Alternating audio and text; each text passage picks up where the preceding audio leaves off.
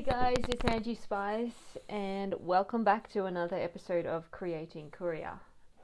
So now I'm at the stage where I've scanned in all my pages, and it's time to get them into Clip Studio, which is the program I use for my digital editing, and do some lettering. So here I've got all my here's all my scans. The page I'm going to show you today is this one. Oops, I just clicked on it. So I have to open it with Clip Studio. Open.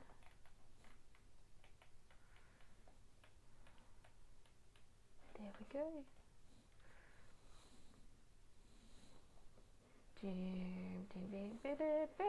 Uh-oh.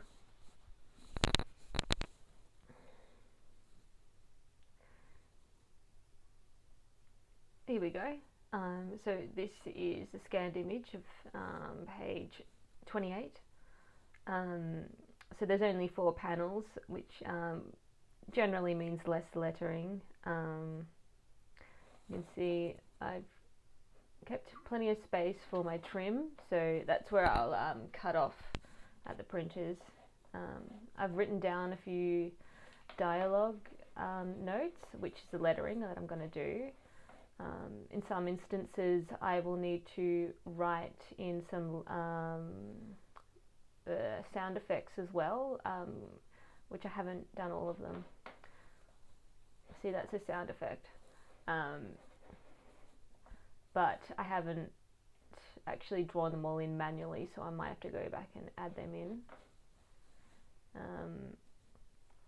So this dialogue that I've written down here, some of it I've taken from my storyboard, and some of it I've just sort of thought of in the moment, and then I'll write down what I've got here, but then I'll go back to my script, and then I'll see whether there's anything important that I've left out, etc. So I leave it sort of really open to editing at this stage of creating the comic. So here Geraldine is running because she knows something weird's happening. She's running, what is it? So it's in the middle of the thylacine ball, and everyone's dancing, having a good time.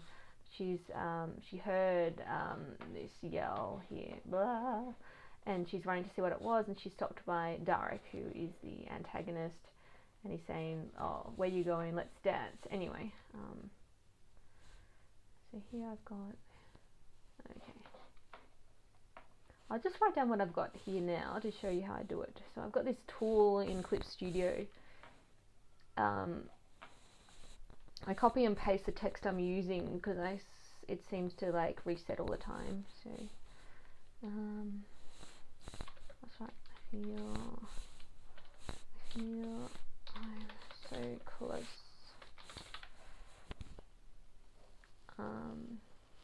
These are just actually thoughts that Geraldine's having in her head, which would be like the cloud kind of balloon, because it's a thought, it's not actual speech. So I'm still kind of like deciding what she's thinking about. But here I've written, if anyone knows or holds the secret to the thylacine, it's either Lady Roberts, or I've written here Horace, but at this stage of the story she hasn't actually figured out who Horace is, so I might sort of incorporate some dialogue that she does sort of know who Horace is, and originally she did, but then I changed it, so I might change that back, but for now I'll just go with what I've got to make it easy. I feel I'm so close, but then it doesn't work. Also, like, the beauty about writing in speech bubbles like this stuff later is that I can completely turn around the sequence of the lettering and the sentences, because sometimes it works better if you reverse it.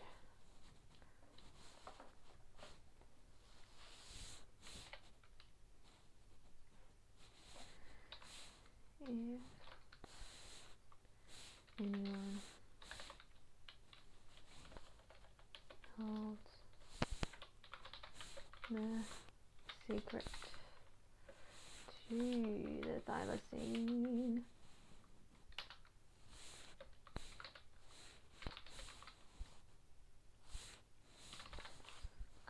Another thing that's tricky about lettering that you don't really think about until you do it is that you've got to make the shapes work. See how that doesn't really work because you got the thylacine's very long. I'll just change that color actually. I've had it in orange because it was contrasting to the color in the previous work I was doing, so I might just change that for now to blue. If anyone holds a secret to the thylacine, so how can I make that look better? That probably works a little better. The thing about manga is that the Japanese text goes downwards, so lengthways. What's the word? Vertically, which is why they can sort of, I guess, fit. When you're doing manga style, you can kind of fit in text a different way. But because I'm very influenced by manga, you kind of realize that for like you might want that aesthetic, but for English text, it's kind of more favorable for the speech balloons to go horizontally, because that's the way we write. So anyway, I feel I'm so close. Blue.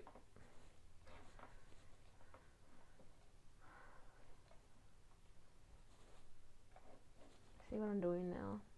I don't actually know what I'm gonna have her say. She may not even say anything. It's just leading up to, the whole point is that Geraldine's running and it's leading up to the climax of the page, which is Derek stopping her. It's like, far out.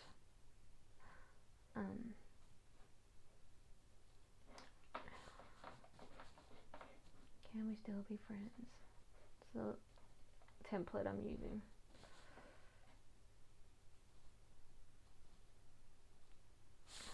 It has to be Lady Roberts.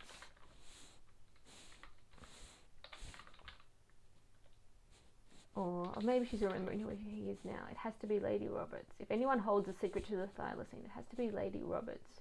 Or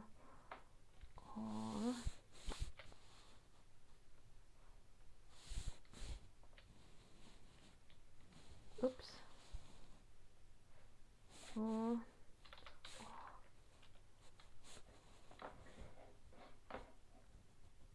wait a minute. I'll just do that. Wait a minute. The only bad thing about this lettering in Clip Studio is that it doesn't have a spell check, which means that I have to sort of edit things in other programs. Like I have to check the spelling in, I have to copy and paste, check it in Word, and then also do my own sort of grammar and all that stuff. Okay. Wait a minute. What's the size right now? 16.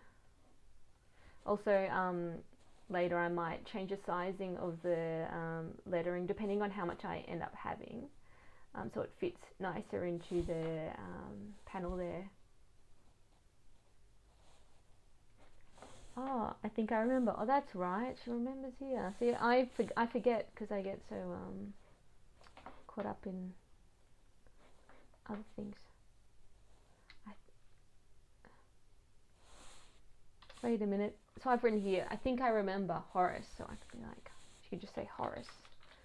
So sometimes I just write what they're thinking, but then what they actually say, because what you think is not always exactly what you say, and you don't have to make it, spell it out all the time, because that's not how people talk. But she's saying Horace, but she's stopped because of Derek.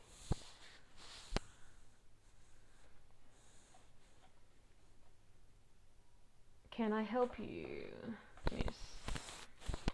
Probably think of something better to say. Can we still be friends? No, I'm going to copy that now so I don't have to keep changing it. Can I help you, miss?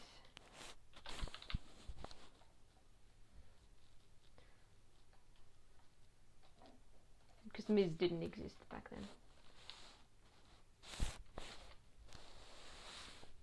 Can I help you, Ms.? This section is off limits. This section is off limits. I'll think of something probably more appropriate of what they'll say during the time.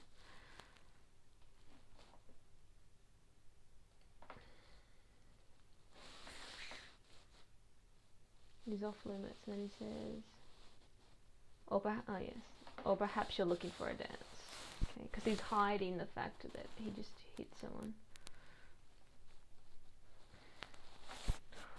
Or perhaps you're looking for a dance.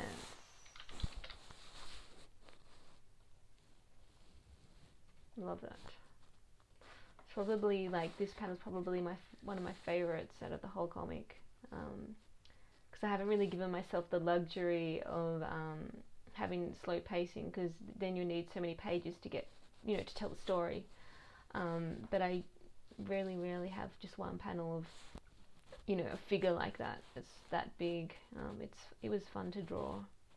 At the same time, I do struggle a bit with proportions when it's that scale, because that's A3. But I did all right. Perhaps you're looking for a dance.